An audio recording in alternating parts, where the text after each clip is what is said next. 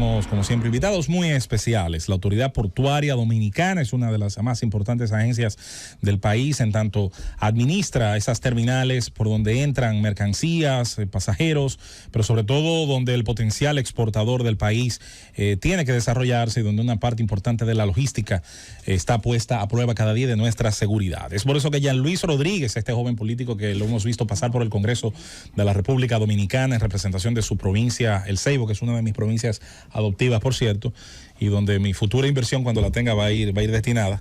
Y no, mira, me gusta la parte donde están los campos de cacao, cacao orgánico que produce la provincia. La zona alta del río Soco, ahí me gusta muchísimo esa zona, verdad que sí.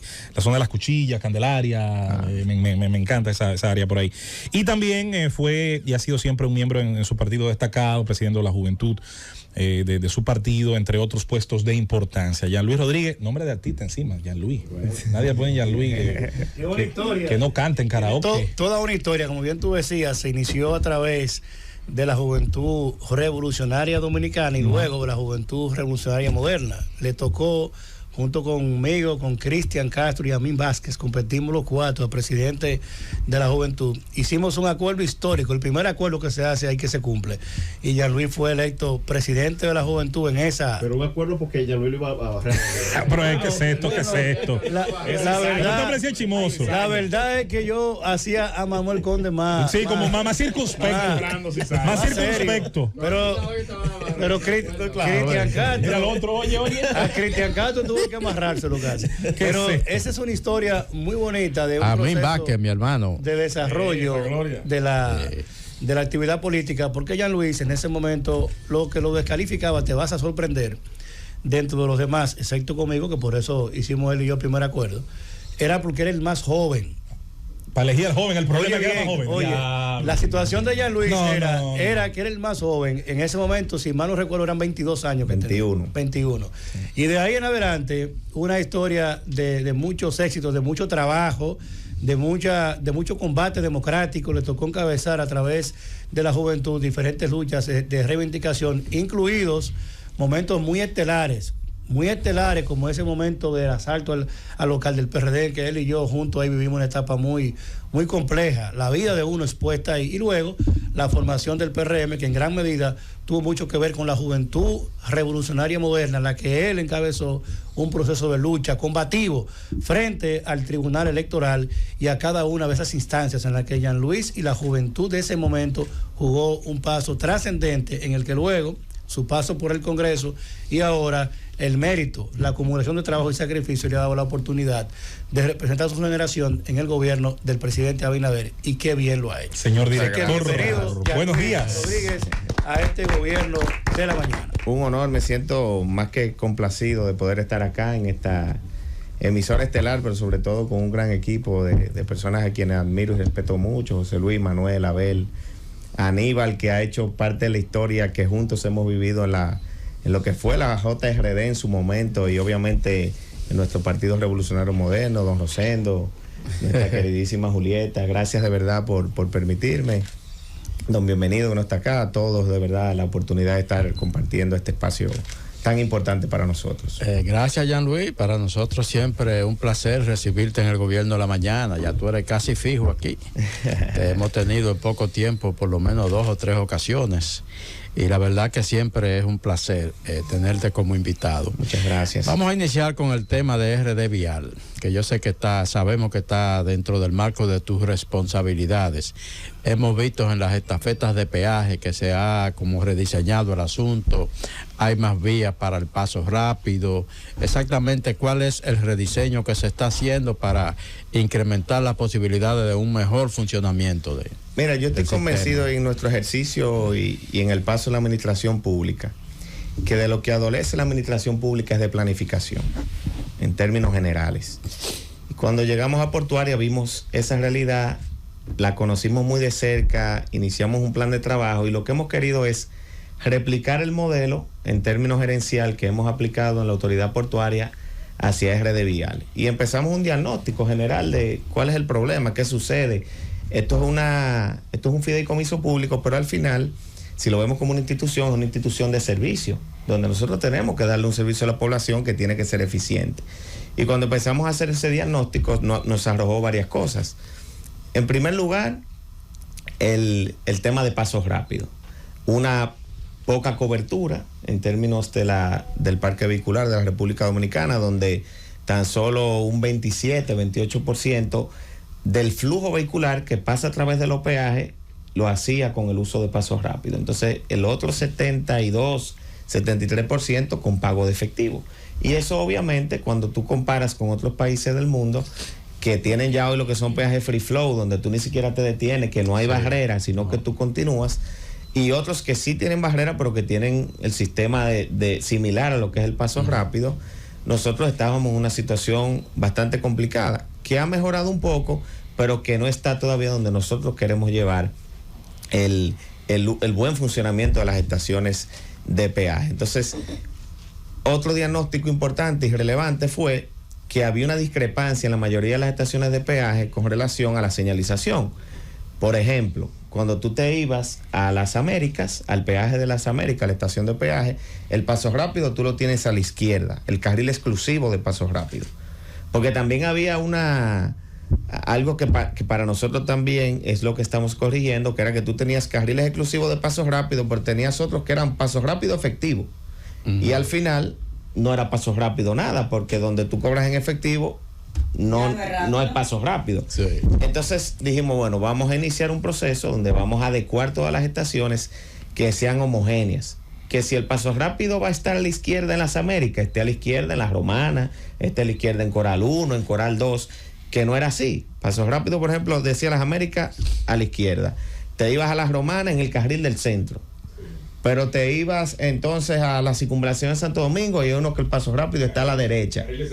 Y entonces genera una confusión a uno como usuario. Tú llegas a la estación de peaje y no sabes hacia dónde vas.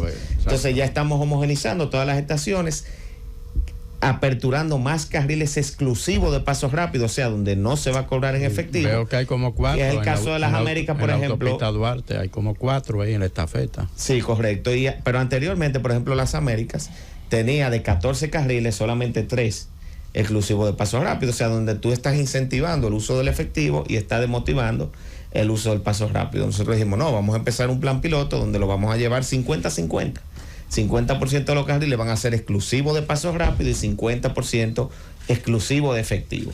Y eso inició ahora en Semana Santa y la verdad que nos dio muy buen resultado. No hubo quejas, no hubo congestionamiento, aun cuando hubo un flujo vehicular. Si hacemos un comparativo del año 2022, Semana Santa, que tuvimos un flujo de alrededor de 1.430.000 vehículos que circularon en las estaciones de peaje, ahora tuvimos 1.480.000, o sea que aún con 50.000 vehículos más que circularon, según el propio equipo de nosotros de operaciones, porque yo no estuve en el 2022, fue mucho más fluido el tráfico. ¿A qué se debe esto? Aumentó el uso de pasos rápidos. Las estadísticas de Semana Santa demuestran que 33% del parque vehicular fluyó a través de los carriles exclusivos de pasos rápidos, y hubo un incremento, digamos, en el uso de un 5% del uso de pasos rápidos. Estamos con una idea de hacerlo mucho más asequible el paso rápido. Ustedes recuerdan que en el pasado costaba 900 pesos. Yo decía, y fue parte del diagnóstico que hicimos, que para muchos ciudadanos dominicanos que ganan o devengan un salario inferior a los 15,000 pesos, pagar 900 pesos no es tan fácil. Cuando vemos los compromisos que recargan el celular, que viven el día a día y lo que, bueno, van a su pueblo, pagan el peaje ese día, pero no recargan como hacen usualmente con el teléfono. Entonces llegamos a un acuerdo donde ya hoy el paso rápido de 900 pesos que costaba lo estamos vendiendo en 250 pesos con 200 pesos de recarga. O sea que lo que está costando el TAC son solamente 50 pesos, que es prácticamente el costo para nosotros como RD Vial. Entonces la idea es motivar a que todos los dominicanos y dominicanas, haciéndolo más fácil, proceso de recarga, por ejemplo, ya hoy se recarga por WhatsApp, que antes eso no era posible, es mucho más rápido. Hay gente que lo desconoce y por eso me gusta decirlo mucho. ¿Qué número se puede? El número, bueno, lo tengo aquí, lo puedo buscar y compartirlo. Y en lo que aparece el número, ¿cómo va la adquisición de Paso Rápido? Va bien, hemos hecho varios operativos en todas las estaciones de peaje del país. Se está distribuyendo en las mismas estaciones. Hicimos uno antes de Semana Santa, igual se está distribuyendo en la sede de RD Vial, que está acá en Naco, y ya hemos empezado a abastecer, porque también algo que me tocó asumir en su momento cuando llegamos es que hubo una situación donde nos quedamos sin Paso Rápido. Eso fue una situación que yo encontré, y ya hoy, gracias a Dios, estamos en un proceso de abastecer todo el mercado, dígase las farmacias Carol, que antes se podía adquirir, las estaciones de combustible, buscando la manera de que sea obviamente más fácil para la gente adquirirlo, pero también, y ahora comparto el número del Paso Rápido, que es el 829-380-9955. Aquí tú puedes consultar tu balance, porque hay gente que nos decía, pero mira, uno para consultar el balance a veces es difícil y uno llega al peaje y no ha recargado. No, esto está ley ya con el WhatsApp de 5 segundos. O sea, tú le escribes consultar balance en el WhatsApp de Paso Rápido y en 5 segundos te dice cuál es tu balance. Y puedes recargar por ahí. Y puedes recargar también por ahí. Anota, José Luis. Pero también... Andrés. No. Pero también para nosotros es muy importante hacerlo más fácil para el ciudadano que no utiliza, por ejemplo, una tarjeta en el WhatsApp. Sí, y ya estamos nosotros, por ejemplo, acercándonos a la banca comercial del país para que tú puedas recargar, por ejemplo, en el Banco Popular. Ya hoy se puede recargar a través de Todo Pago, se puede recargar en esos mismos puntos de venta como la farmacia Carol, la Sunix, entre otras compañías que se vende el dispositivo, y también tú puedes recargar, que son fundamentalmente puntos exclusivos de Carnet. En este caso, que es socio o participa también dentro de lo que es el negocio de Paso Rápido en la República Dominicana. Ya, Luis, ya yéndonos a tu función como director de la Autoridad Portuaria Dominicana, hubo un acontecimiento que ocurrió a finales del mes pasado, que fue lo del puerto Don Diego, que hubo un colapso de parte de este puerto, y quisiéramos de primera mano saber qué fue lo que ocurrió allí y cuáles son las decisiones que se han ido tomando para resolver esta situación, este colapso de este puerto, que es importante para la ciudad de Santo Domingo. Mira, cuando tú administras puertos, tu preocupación inicial ante cualquier acontecimiento es que tú tengas algún problema con la operatividad del puerto al momento que te sucede una situación como esta. Por ejemplo, cuando tuvimos el accidente lamentable en Taíno Bay, donde un crucero tuvo un encallamiento, el viento lo desplazó y lo sacó del canal de navegación. La preocupación de nosotros era que el canal estaba obstruido y no podían llegar barcos. Entonces, bueno, eso se solucionó en un día y seguimos recibiendo cruceros. En el puerto de Santo Domingo tuvimos esa preocupación porque ahí tenemos operaciones tanto de carga como de pasajeros, que es el caso del ferry. Y en ese muelle, casualmente, en una parte de ese muelle también el ferry tiene operaciones. Gracias a Dios y a un plan que se ha ejecutado de manera conjunta con los concesionarios, que es Sanssouci Port, y con la Autoridad Portuaria Dominicana, en términos de operaciones, no hemos tenido ninguna baja en las operaciones. Se han mantenido, se ha hecho una distribución de las operaciones en los muelles existentes que tenemos, que no tienen ninguna situación, y las operaciones se mantienen y no hemos tenido, reitero, ninguna disminución. Sobre el incidente como tal, o el accidente, son cosas que son lamentables, pero que suceden, no en este país, en todas las partes del mundo. Los accidentes suceden. Y nosotros estamos hoy trabajando en un informe, porque en los puertos concesionados, aunque nosotros tenemos una participación activa, obviamente la mayor responsabilidad en todos estos temas desde el punto de vista financiero, desde el punto de vista operativo, es del concesionario, que es quien administra el puerto.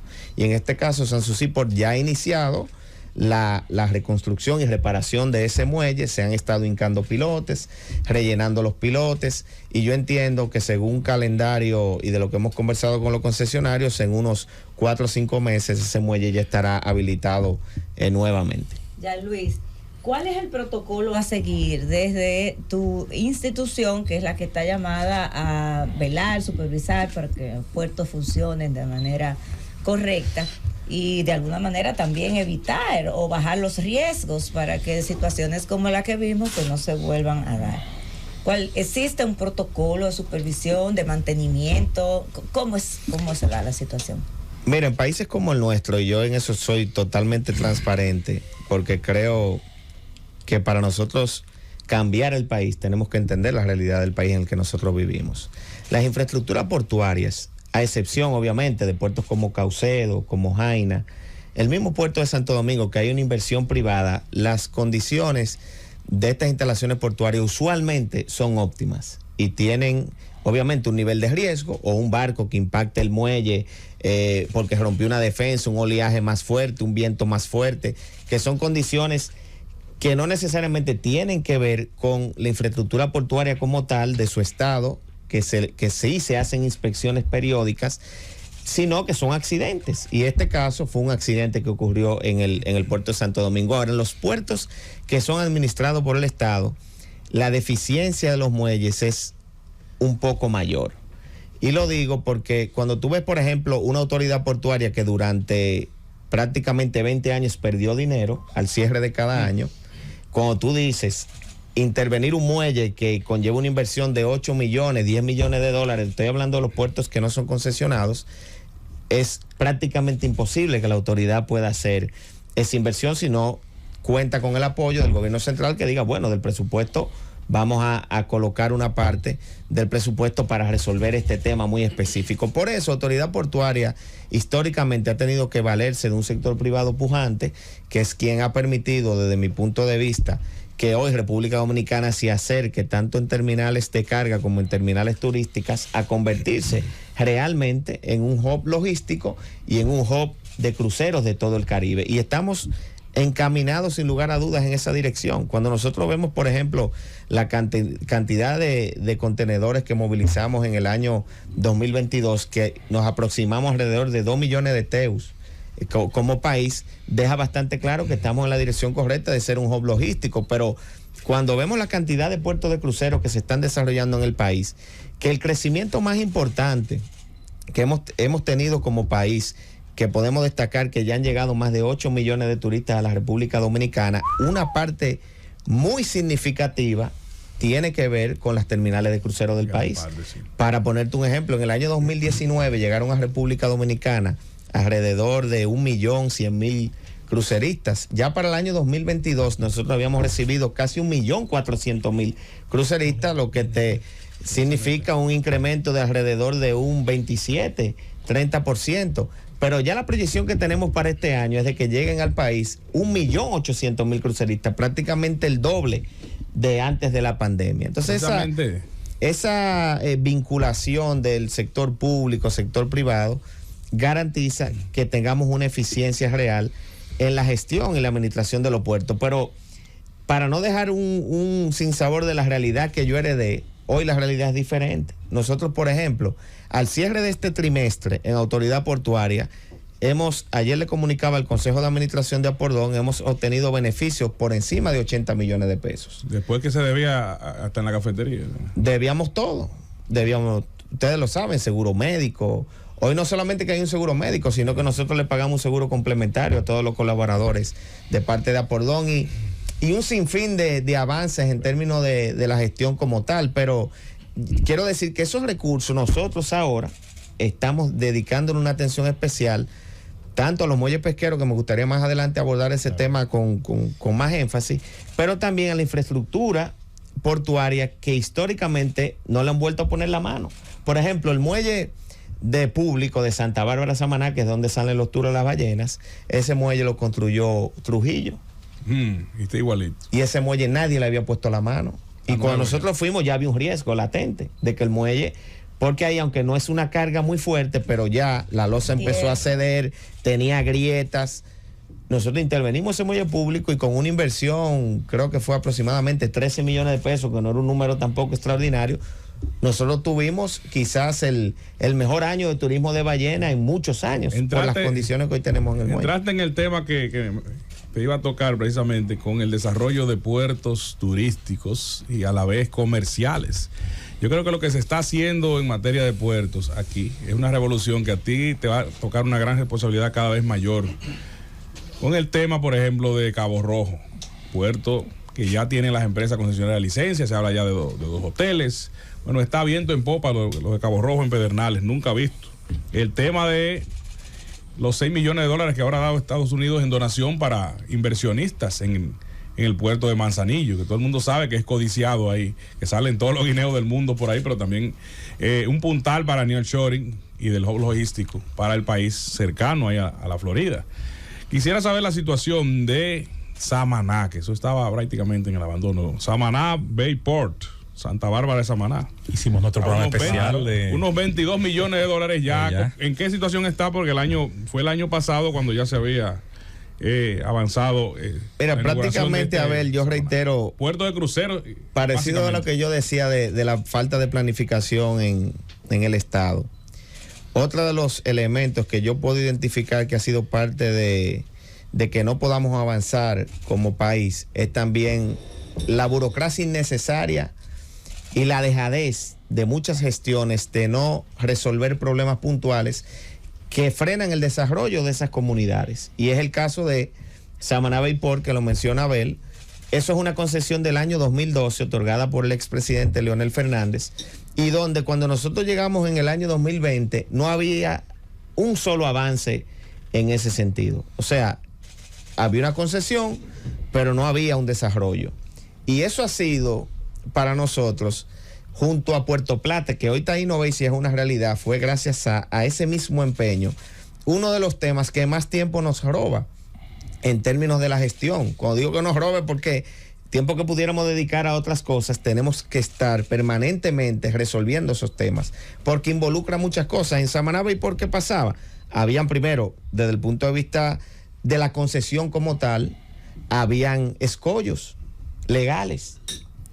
Y por más que ellos querían avanzar, esos escollos legales no permitían que pudieran avanzar. Nosotros tuvimos que lograr conseguir hasta una resolución de quien era director de compras y contrataciones de esa época, porque de las cosas que pasaban en este país había un documento que la resolución que citaba era la misma resolución de otro documento. Y entonces se decía, pero o es este o es aquel. La burocracia de este país. De las situaciones que, lamentables, pero logramos nosotros sacar ese proyecto, legalmente hablando, con toda la de la ley, poder fluir y además con los actores de allí, porque ahí teníamos un grupo que operaba en ese terreno, tanto pescadores como unos comerciantes que tienen operaciones allí de varilla, de agregado y otros temas ahí en ese puerto. Logramos con ellos llegar a un acuerdo para mudarlos a otro lugar en el mismo Samaná, pero eso involucró muchísimos temas que hubo que hacer con ellos para poder llegar ahí. Y ya hoy se está construyendo Samaná Bayport, y la visión de nosotros es que podamos inaugurarlo para fin de año o principio del año 2024. Igual Cabo Rojo. Cabo Rojo, cuando nosotros llegamos al gobierno, la visión de la gestión que nosotros encabezamos era que se hiciera una terminal de cruceros. Obviamente, en el master plan hubo personas que entendían que había que analizar la vinculación de los cruceros con la parte hotelera, y si eso podía de una manera u otra uno afectar al otro. Y gracias a Dios, luego de mucha socialización, se logró que se puedan hacer ambos proyectos. Pero Cabo Rojo, como tú decías, Abel, ya para fin de año nosotros estamos pronosticando que vamos a estar inaugurando Cabo Rojo. Y esa terminal, ya la proyección desde ya, por ejemplo, y lo vamos a anunciar más adelante, una línea de crucero muy importante, y me voy a reservar el nombre porque tiene que ser una sorpresa para el país. Desde ya vamos en unos meses a firmar un acuerdo donde ellos se van a comprometer a traer todos sus barcos a Cabo Rojo. O sea que es un proyecto que es una realidad. Algo importante, nosotros iniciamos un periplo de visitas en toda la Florida, que es fundamentalmente de donde mayor cantidad de cruceros nosotros recibimos y donde están las oficinas regionales de la mayoría de la línea de cruceros del mundo. Cuando íbamos a iniciar el proyecto de Cabo Rojo, nosotros hicimos 2 recorridos con cada una de esas empresas y le llevamos el proyecto. Y yo le quiero decir a ustedes que si hay un proyecto que la línea de cruceros están enamoradas desde ya es de Cabo Rojo, del proyecto de Cabo Rojo Port. Pero tenemos Samaná Bay Port. Se hizo una alianza público-privada también para desarrollar el puerto de Arroyo Barril, que es el famoso puerto Duarte, que ustedes han visto históricamente manifestaciones y manifestaciones de los ciudadanos de Arroyo Barril que dicen, como decimos los dominicanos, ¿y para cuándo el puerto Duarte? Y bueno, ya hubo una adjudicación por parte de la DGAPP en una alianza público-privada que vamos a tener allí, y va a haber un puerto de cruceros también. No son tan malas entonces. Entonces la proyección de nosotros es que vamos a pasar de 3 puertos de cruceros en toda la historia de la República Dominicana a 7 u 8 para el año 2024. Oye, Luis, se aspira a relanzar varias regiones del país en términos de producción. Hemos hablado de Pedernales, que ya lo mencionaste. Tocó a ver el tema de Manzanillo, que tú también refrendaste como una gran vocación de este gobierno de replantear. Hay otro polo productivo, que es el de San Juan, la provincia más grande del país en términos de territorio, y que es una provincia mediterránea, no tiene costa.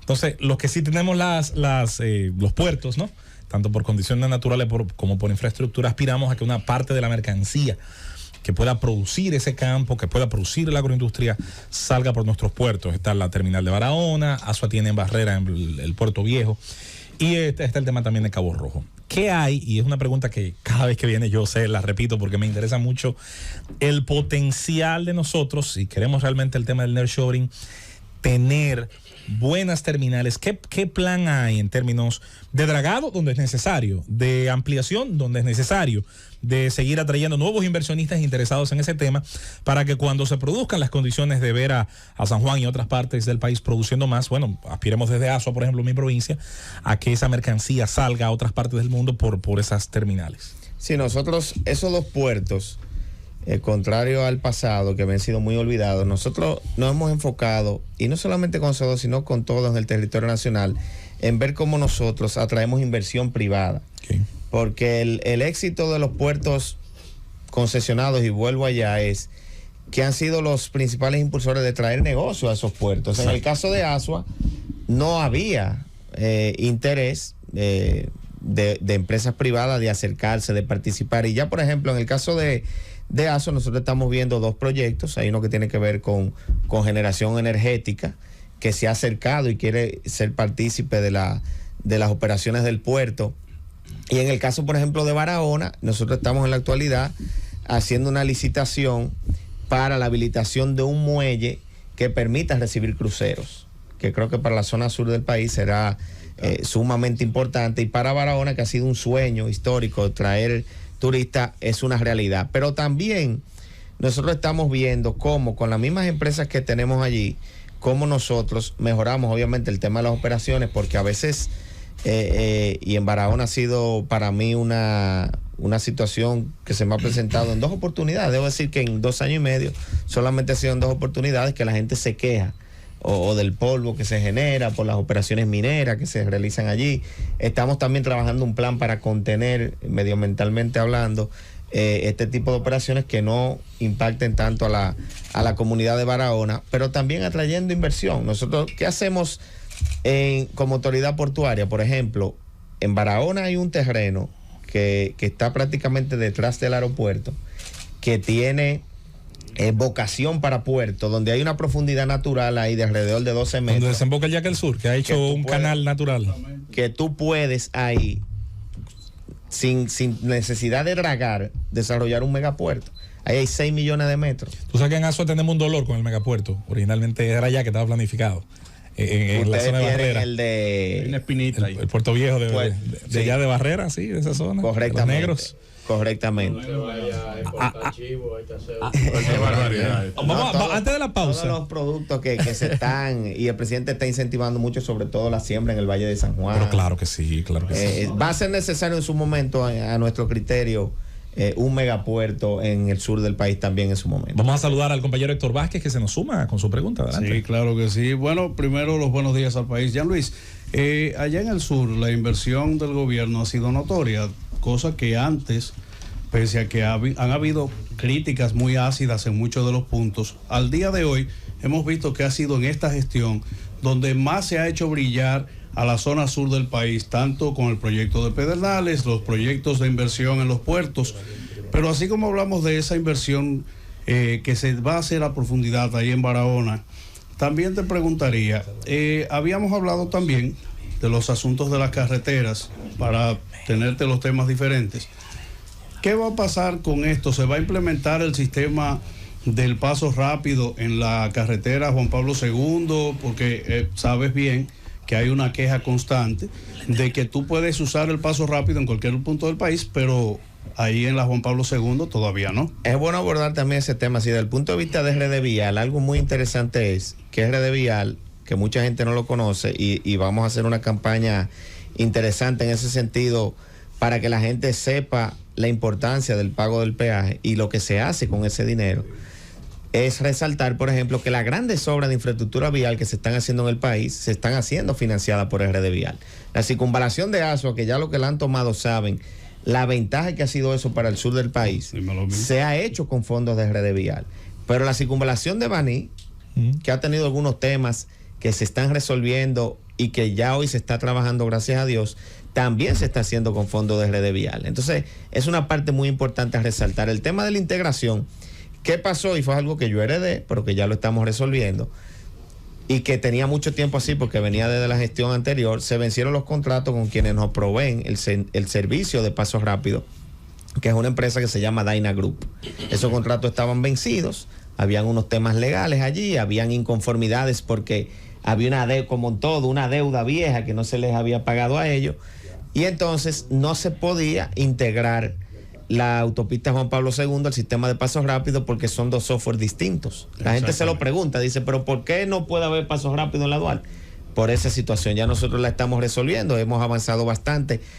Hemos visto una muestra de buena fe de esa empresa donde, por ejemplo, ellos han actualizado el software de pasos rápidos que no se actualizaba desde el año 2018 sin aún nosotros tener contratos actualizados con ellos, como una muestra de buena fe y del acercamiento que ya hemos tenido con ellos. O sea que nosotros garantizamos que en este año ya la autopista Juan Pablo Duarte será integrada al sistema de pasos rápidos. Bueno, con el permiso del director de la Autoridad Portuaria Dominicana, Jean Luis Rodríguez, que es nuestro entrevistado en este día. Vamos a la pausa, retornamos con más porque hay preguntas muy interesantes sobre esta agencia, esta política que toca tan neurálgica para nuestro desarrollo y nuestro potencial como país. Pausamos y volvemos. Llévatelo, Cundo.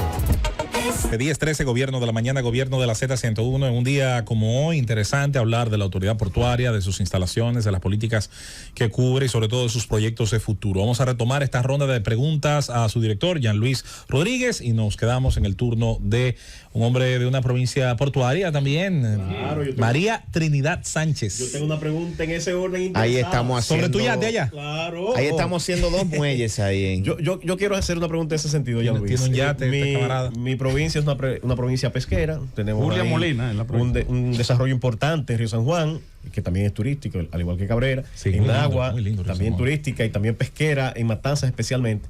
Y siempre ha habido una gran necesidad de muelles pesqueros. Además, lógico está de los complementos, cuando se pueda, de estos muelles que permiten el anclaje de cierto turismo, cuando es posible. Dilo, queremos algún día turismo de crucero en Cabrera y vamos en esa zona. Vamos a decirlo así. Claro. Entonces, en ese orden quisiera que aprovechar esta pregunta interesada con mi provincia, también que nos explicaras el gran desarrollo que sé que tienes con puertos pesqueros a nivel nacional. Nosotros visitamos hace 2 días la comunidad de Palenque en San Cristóbal. Donde nosotros estamos. Mi tierra, a Roberto Valete, un saludo por allá. ¿Cuántos municipios? Nosotros. Esa es mi tierra política. Le tocó trabajar mucha política ahí. Sí. Nosotros en esa visita a Palenque supervisábamos los avances del muelle turístico pesquero que estamos haciendo en Palenque.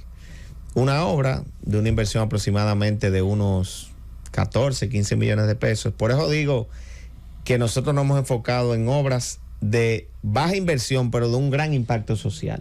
Pues decían los pescadores de Palenque, 40 a 50 pescadores que estaban reunidos allí, nos decían a nosotros, ustedes por primera vez han tomado en cuenta a los pescadores de Palenque. Entonces, ese Plan Nacional de Construcción y Rehabilitación de Muelles Pesqueros es una iniciativa de esta gestión. Y no sé si ustedes recuerdan que el presidente de la República, en su discurso del 27 de febrero, habló sobre este Plan Nacional de Construcción y Rehabilitación de Muelles Pesqueros y hasta llamó a unos pescadores a que se pusieran de pie, que estaban allí, porque este ha sido un proyecto de un gran impacto social. Y así como lo estamos haciendo en Palenque, para este año ya sin contar los inaugurados, porque hemos inaugurado en este año tanto el muelle turístico y pesquero de Luperón en Puerto Plata, se inauguró en este año, en enero.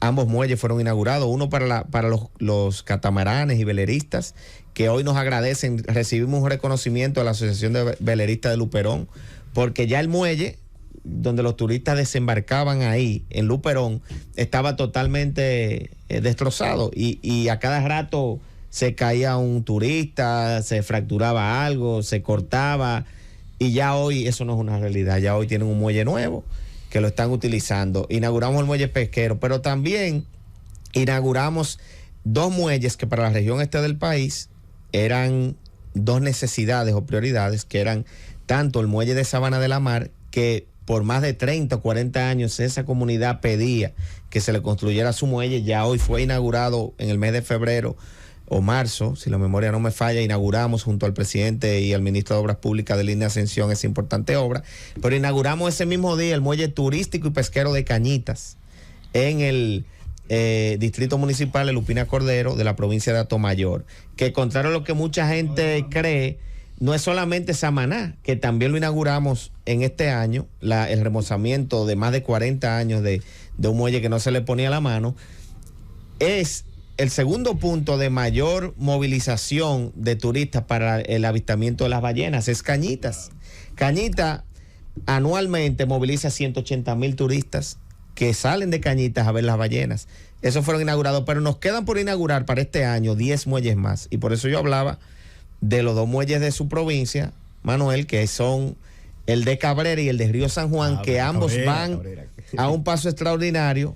Una gente decía relajando, y lo comentaba fuera del aire, que el muelle de Río San Juan parece que es una obra que se está haciendo en Dubái, porque ahí se ha tenido que ganar muchísimo terreno al mar, que es la única manera de tú poder lograr hacer lo que queremos hacer allí, que es un muelle o un puerto, porque cuando hablamos de muelle, en el caso de lo que hemos mencionado anteriormente, es un muelle más enfocado a una pesca artesanal. Ese muelle de Río San Juan es un muelle enfocado a una pesca industrial, donde puedan ir grandes barcos pesqueros y donde puedan desplazarse a traer en cantidades industriales pescado para el país, y que se traduce no solamente en una mejoría de la economía local, sino que también es un tema hasta de seguridad alimentaria para el país. Sí, con la anuencia de nuestro director, que siempre me concede todo lo que yo le pido, yo tengo 2 preguntas. Mire, le toca hoy. No me quedó claro, Jean-Louis, cuando tú hablabas de la recarga y hablabas de 900 pesos y de 250 pesos. Es decir, con 900 pesos y con 250 pesos, ¿cuántas veces tú puedes pasar por un peaje? Depende del No, lo que yo decía era... ¿Cuál es el criterio? Que anteriormente, cuando por ejemplo tú querías comprar un paso rápido, tú ibas a la estación Sunix, que estaba en cualquier lugar, una estación de combustible, y tú pedías, quiero un paso rápido. Son 900 pesos, ese era el costo para tú adquirirlo. No costaba, en ningún lugar tú lo podías comprar en menos de 900 okay, pesos. Entendí. Entonces ahora, cuando vayas, te van a decir, cuesta 250. Tiene una facilidad, entonces, obviamente pero, se va a consumir. pero va a tener 200 de recarga. Claro. Entonces, 900 con 2 pases nada más, 2 cruces. Correcto, 2 cruces. Ahora, con esos 200 pesos, dependiendo de la estación que tú cruces, porque tenemos peajes de diferentes montos, tú lo que vas a hacer es agotar esa recarga, que si son 200 y te vas por las Américas, vas a poder cruzar 3 veces las Américas, que son 60 pesos. Ya entendí. Y seguir recargando, obviamente, ya sea por el WhatsApp, que dimos el número, o recargar a través de los puntos comerciales. La otra pregunta es para, digamos, hasta para consumo de cultura. ¿Un puerto puede utilizarse tanto para carga como para turista? ¿Cuál es? Porque a raíz de lo que pasó en el puerto Don Diego, salieron a relucir muchas cosas, mucha gente empezó a opinar, y una de las cosas que entró en debate fue que si es de carga no debe ser de turista y viceversa. ¿Cuál es la realidad? En muchas partes del mundo existe ese híbrido, y nosotros tenemos el mejor ejemplo, que mucha gente lo dudaba y nos decían que estábamos locos, que eso no iba a funcionar, que está Innovay. Está Innovay Puerto Plata, que nosotros estamos recibiendo o estaremos recibiendo en este año aproximadamente medio millón de cruceristas en Taino Bay, nosotros tenemos ahí un puerto de carga. O sea, y en un mismo muelle hemos tenido al mismo tiempo turistas desmontándose de un lado del muelle y carga descargando del otro lado del muelle. En un mismo muelle que lo separa una pared que está de por medio y no hemos tenido ningún tipo de complicación. O sea que el funcionamiento sí es posible. En Puerto Plata, reitero, es el mayor ejemplo de que eso funciona, porque no hemos tenido nunca situaciones en Puerto Plata.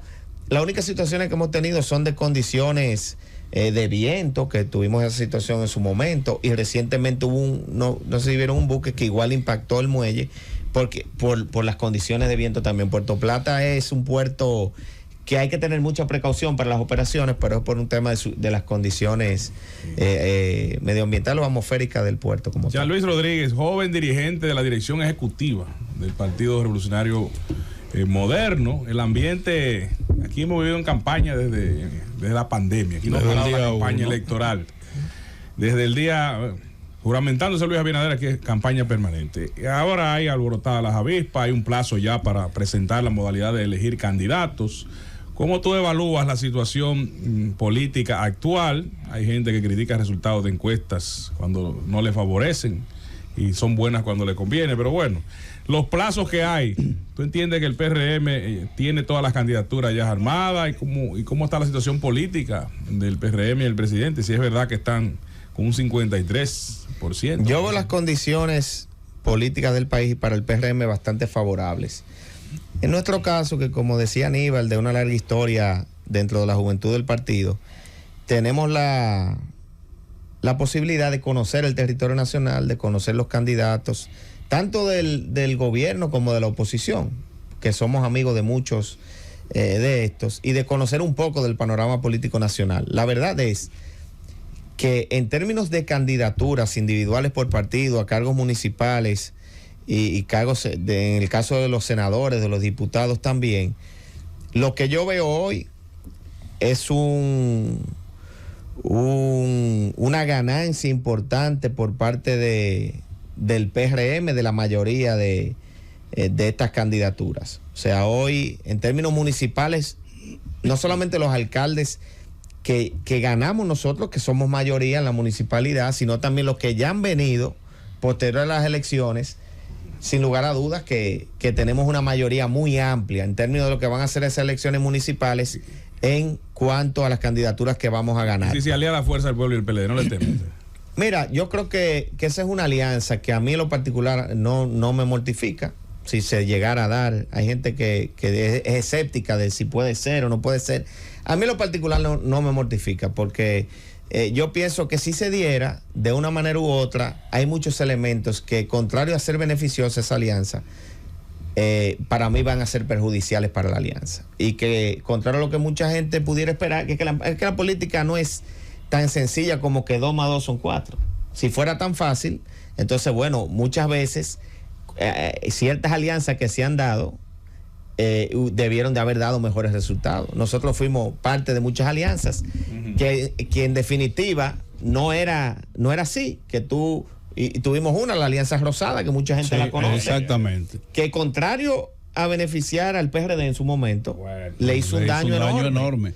Y perdimos. Entonces yo a eso no le tengo miedo. Y los resultados de la encuesta, yo le decía a una gente, a modo de chance, a unos amigos hace 1 o 2 días, que la cosa para uno más traumática, estando en la oposición, que yo conozco mucho de eso, porque yo empecé a hacer política en el año 2004, en el colegio todavía, y llegamos al gobierno en el 2020. Fueron 16 años. O sea que yo conozco más la oposición que el gobierno, la entiendo mejor.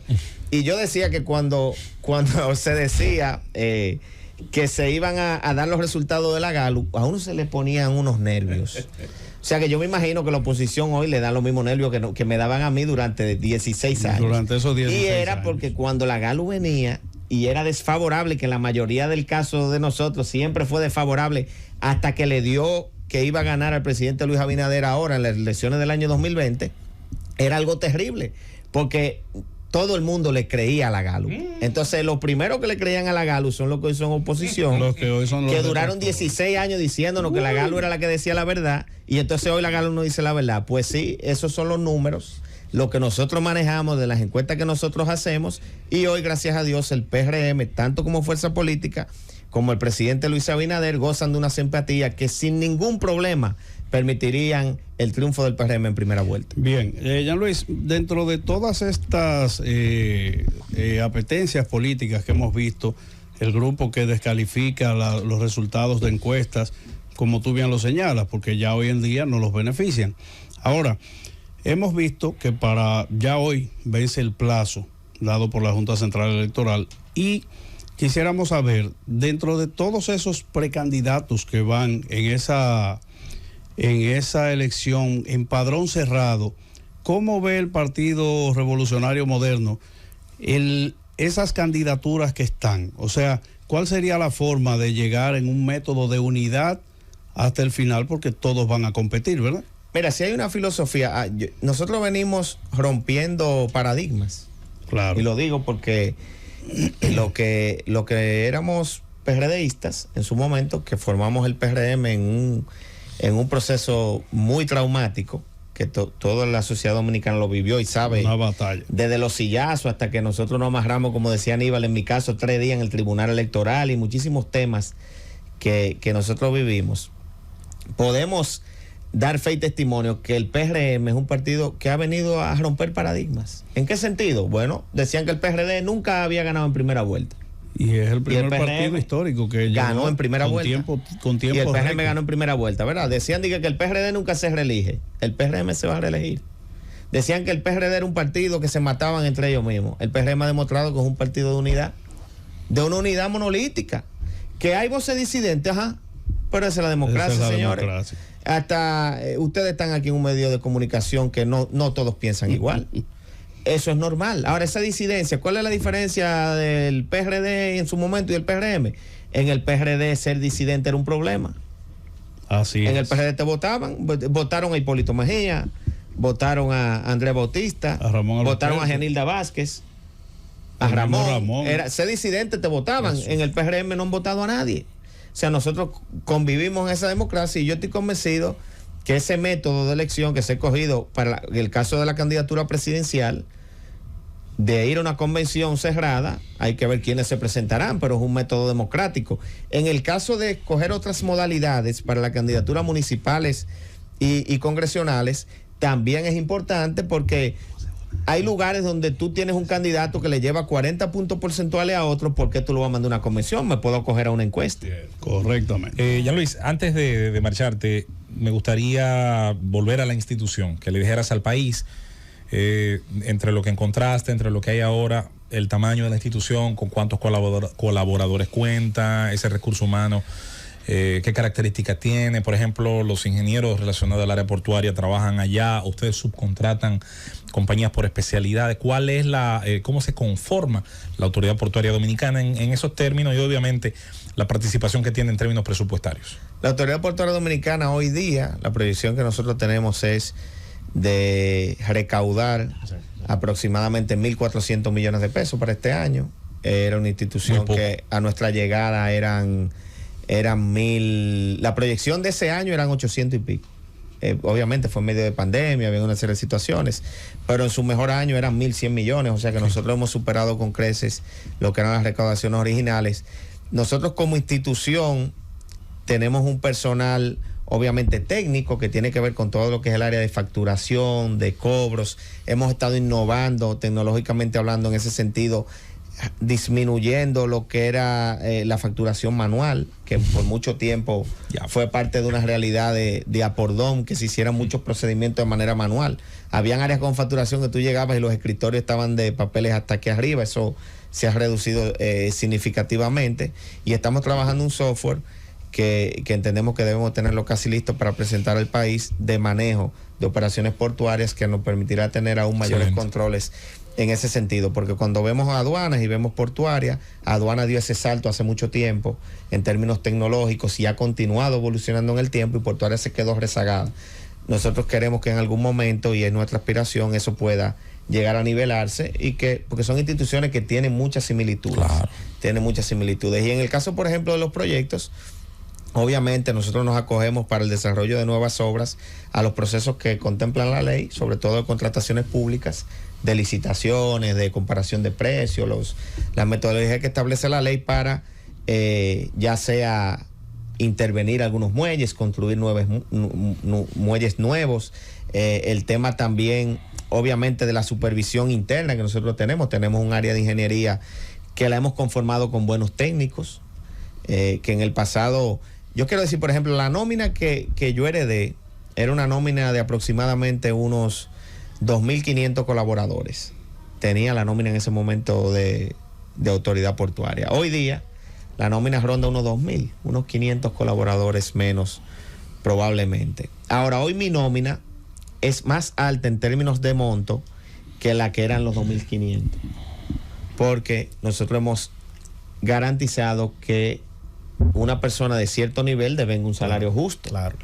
Tú tenías que el nivel más alto de directores de autoridad portuaria devengaba un salario de 110,000 pesos. Y si ustedes me preguntan a mí, un profesional de alto nivel... No, nadie va a querer estar en el sector público. Trabajar por 110,000 pesos a ese nivel, que es una responsabilidad importante doble. Que cuando le quitan los impuestos... Correctamente, le quedaban tal vez 80,000 pesos, no sé, bueno. Yo ya hoy día... mucho tiempo 110,000 pesos por muchos años. Ya hoy día, por ejemplo, el salario de un director de autoridad portuaria es 150,000 pesos. Ya, Luis, yo no quisiera que te fuera. Coincidimos en el aeropuerto y tú ibas a un evento internacional de importancia y relevancia. Si no quisiera ¿Y tú que te fuera. No, yo iba a llevar a alguien. Estaba esperando a alguien. Exactamente. Entonces, quisiera, Jan Luis, que nos hablaras de ese evento, que sé que es un evento, o fue un evento importante, nos hablaras de qué trató ese evento y qué resultados obtuviste para la República Dominicana. Sí, gracias por recordármelo, Manuel, y así fue. Nosotros fuimos a participar en la Feria de Cruceros de Sea Trade, que es la feria más importante de cruceros que se desarrolla en todo el Caribe. Esta feria, Autoridad Portuaria nunca en su historia había participado. La primera vez que desde el año 70 que se fundó hasta el año 2020 que nosotros llegamos al gobierno, Autoridad Portuaria nunca había participado. Nosotros vimos esa oportunidad de pertenecer a ese foro, logramos la licencia de participar en FCCA y empezamos a participar con un stand propio que todos los años, bueno, imagínense ustedes, nosotros entendimos la importancia tan significativa de esto, que en medio de un momento difícil, que llegamos, que habían pocos recursos, nosotros hicimos una inversión de 5, 6, 7 millones de pesos, que pareciera poco, que para la portuaria en ese momento era muchísimo dinero. Y nosotros participamos por primera vez y de ahí vienen las buenas relaciones que nos permitieron ya hoy promover Cabo Rojo. Y cada vez que vamos, llevamos un proyecto. Por ejemplo, ahora llevamos Barahona. Excelente. Que ya lo estamos promoviendo porque la línea de crucero, para que la gente lo entienda, y esto es una información muy importante, hacen su agenda, su schedule cada 3 y 4 años de antelación. O sea, para que ellos decidan, por ejemplo, ir a Barahona, tú tienes mínimo que darle la información un año, 2 años antes para ellos empezar a planificar y que sus barcos lleguen a Barahona. Entonces ahora iniciamos con Barahona y la meta es que para el año que viene podamos recibir algunos cruceros en Barahona. Ya Luis, es un tema interesante, profundo, para mí casi inagotable. Yo voy a anotar para cuando vuelvas las preguntas, por ejemplo, sobre el potencial de astilleros navales que se habló en una ocasión. A mí me interesa mucho, sobre todo porque quiero que tenga la Costa Suana. Instituto de formación también marítima. Luego vamos a inaugurar el 4 va a ser el primer instituto de formación portuaria en la República Dominicana y del Caribe. Yo te tengo lo estamos inaugurando el 4 de mayo junto al presidente de la República, el IMPLOG, Instituto Portuario y Logístico. Yo te tengo el candidato director de esa escuela. El profesor Alexander Holsington, en mi opinión. Envíame el contacto que lo vamos a hacer. Te lo voy a mandar. También habrá que hablar en otro momento del tema de las boyas cilíndricas rotativas, las que evitan, sobre todo cuando pasan cosas, porque como tú lo dijiste, eso es inevitable, señores. Todas las terminales portuarias tienen riesgo. En Suez, un jodido barco con una brisa tapó el canal de Suez, una ruta marítima de esa importancia por meses. Entonces, hay unas infraestructuras muy modernas, muy bien pensadas, que están ayudando sobre todo a alivianar las consecuencias de esos accidentes que ocurren en los puertos. Yo sé que son temas que va a haber que agotar en su debido momento. Lo importante es resaltar, y te agrego, José Luis, que nosotros como gestión, y reitero, nuestro compromiso es nosotros garantizar que las operaciones portuarias en el país se mantengan, que no se afecten y que sigan en incremento. Porque a veces nos ponemos nerviosos, pasan cosas, pero hasta ahora, gracias a Dios, y a que hay una gestión comprometida y que le da al frente a los temas, eso no ha sido una situación que lamentar para el país. A mí siempre me ha gustado, yo sé que los compañeros también, cuando uno tiene el chance de hablar con servidores públicos que se interesan, que conocen de su área, que pueden obviamente explicarla, porque pienso que es una garantía de que pueden defender el interés de los contribuyentes, que somos los que financiamos a través de nuestros impuestos, nuestro compromiso con la nación, estas políticas. Qué bueno saber que hay un director de autoridad portuaria pues muy interesado, empapado en ese tema y que definitivamente con el que se puede conocer mucho de esta política tan interesante en un país, señores, rodeado de agua, de mar. Esa es nuestra realidad, la insularidad. Y con ella tenemos que vivir, convivir y progresar. Gracias, Jean Luis. Gracias a ti, José Luis, Manuel, Abel, Julieta, Héctor. mi hermano Héctor. No, Héctor, hermano mío, no se cree. Literal, precisamente. precio entre los Petro pies míos. Macorizano, amigo de la familia. Compañero. Gracias de verdad por la oportunidad. Ha sido un honor enorme estar acá con ustedes en esta mañana. El único que no está satisfecho es Cundo, que quiere un puerto no sé dónde en Monteplata. Llévatelo, Cundo.